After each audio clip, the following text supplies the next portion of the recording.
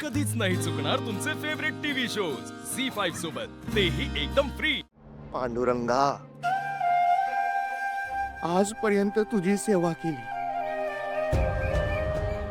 त्यात कधी कसली अपेक्षा केली नाही। तुझ्या भक्ती मार्गावर चालत गेलो, पण तरी माझ्यावर ही वेळ काय आली रे? मी काहीच लायकीचा नाही का विठ्ठला? माझ्या संसारिक जबाबदाऱ्या सुद्धा मला पूर्ण करता येत नाही। माझ्या बहिणीचा त्रास हलका व्हावा म्हणून मी काहीच करू शकत नाही। माझ्या बायकोच्या अपेक्षा पूर्ण करू शकत नाही। भावाच्या उपचाराचा खर्च पेलवत नाही। घर गहाण पडलंय। 2 वेळेच्या भाकरीची पंचायत झालीये देवा। काय करू तू सांग? डोळ्यासमोर नुसता अंधार दिसतोय।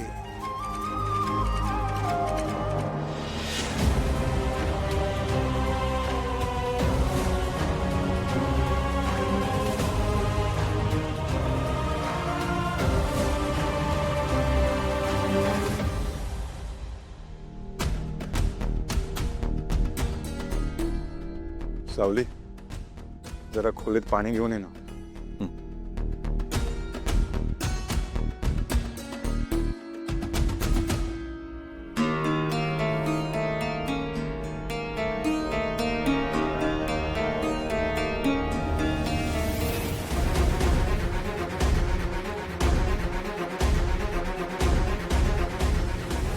सारंग सर, मी हा पाण्याचा जग भरून ठेवला होता। बरं, हरकत नाही, मी पाणी देते। वा वा वा वा, नाईस। सारंगची सेवा करण्याच्या बहाण्याने सतत त्याच्या आसपास घुटमळत असतेस ना? वहिनी, सारंग, तू काहीच बोलू नकोस। तुला हिचा प्लॅन कळत नाहीये। आता महाशिवरात्रीला हिने कसली तरी पूजा केली होती। आय एम शुअर तुझं वाईट व्हावं म्हणूनच हिने ही पूजा केली असणार आहे। हिचं आणि जगन्नाथचं काय सांगता येतं? ह्यांचा काय प्लॅन आहे, काय करतायत? अँड इमॅजिन, त्यानंतर तुझा ऍक्सिडेंट झाला। आय एम शुअर ही तुझा जीव घेण्याचा प्रयत्न करते। ऐश्वर्या मॅडम, वाटेल ते बोलू नका। बोलावं लागेल, बोलावं लागेल, कारण बोलल्याशिवाय गोष्टी कळत नाही। जवळची माणसं जास्त घातक असतात।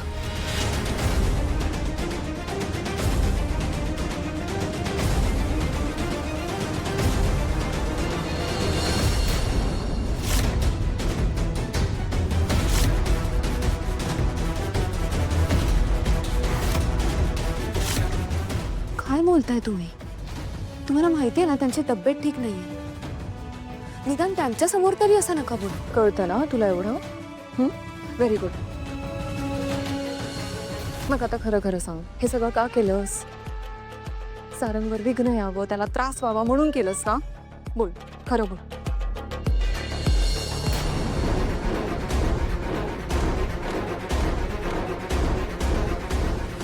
मी हे व्रत त्यांच्या भल्यासाठीच केलं होतं। उलट तुम्ही माझ्या व्रतामध्ये अडथळा आणलात आणि माझं व्रत पूर्ण होऊ नये म्हणून किती प्रयत्न केलेत तुम्ही। माझ्या समोर जास्त बोलायचं नाही। जास्त बोलावं लागेल ऐश्वर्या मॅडम, गरज आहे आता त्याची। आणि मला सांगा, मी पाण्याचा जग भरून ठेवला होता, मग तो रिकामा कसा झाला? शिव,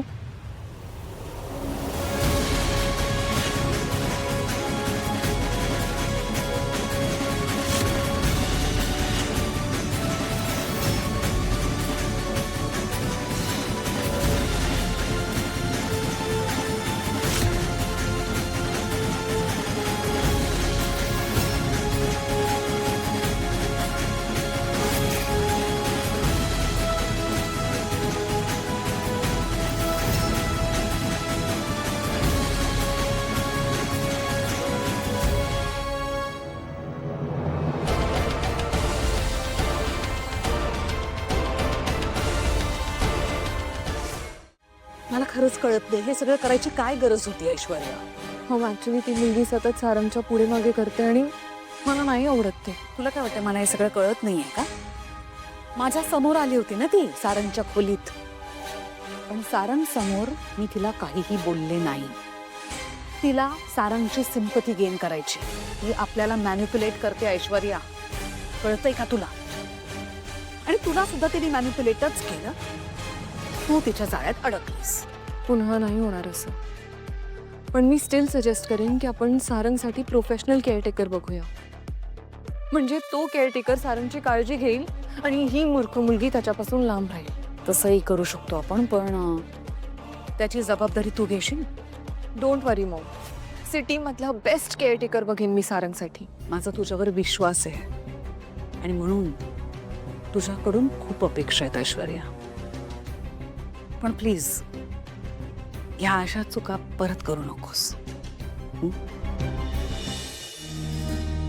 हो दादा, आत कुठे? हे काय काम काय तुमचं? हो साहेब, ते बाहेर कागद वाचला हेल्पर पाहिजे म्हणून. मला काम पाहिजे होतं. अरे बाबा, पण हे लय जड काम आहे, जमल का तुला? वय साहेब, जमल बघा. एक काम कर, ह्या गोणे आहेत ना, त्या गोण्या घ्याने तिकडे ठेवून दे जा.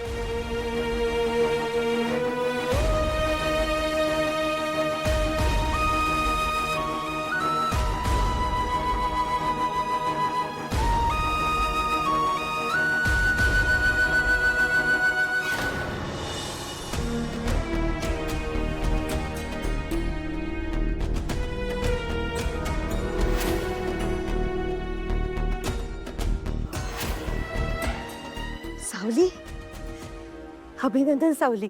अभिनंदन कशाला? अगं का म्हणून काय विचारतेस? काय झालंय? कशाबद्दल अभिनंदन? अहो मगाशी वातावरण कसलं तापलं होतं म्हणून सांगू. सावलीने ऐश्वर्या मॅडमचा हात धरला चक्क. हात धरला म्हणजे? म्हणजे ऐश्वर्या मॅडमने सावलीवरती हात उगारला तसा सावलीने त्यांचा हात वरच्या वर पकडला. कसलं भारी वाटलं मला. नाही, एक मिनिट, पण मुळात तिने सावलीवर हात उचललाच का? वहिनी माफ करा, त्यांचा अपमान करायचा हेतू नव्हता माझा. हे मला सारंग सरांसाठी करावं असं वाटलं. पण एका अर्थी बरंच झाला हा. पहिल्यांदाच या घरात कुणीतरी तिला अडवलंय. नाहीतर काय, सगळ्या माणसांना विकत घेतल्यासारखंच वागते ही बाई. बरोबर आहे. प्रत्येक वेळी ना शांत बसून नाही प्रश्न सुटत. कधी कधी समोरच्याला जाणीव करून द्यावी लागते की तुझं चुकतंय बाबा. आणि बरं झालं तू ती केलीस. सावली, पण जरा सांभाळून हा. मगाशीच धुसफूस करत बाहेर गेले ते.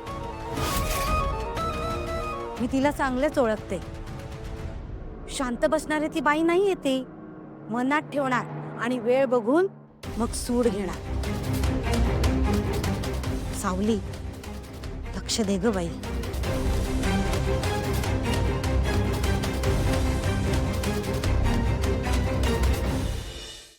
झी 5 ॲप डाउनलोड करा आणि पहा सर्व एपिसोड्स एकदम फ्री.